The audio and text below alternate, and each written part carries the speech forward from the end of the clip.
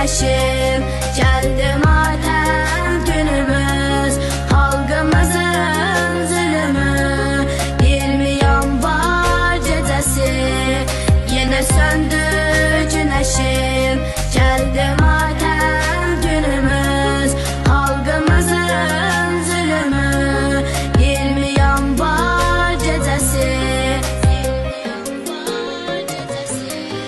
Neçə yiğitler ata-ana batı, yine söndü güneşim,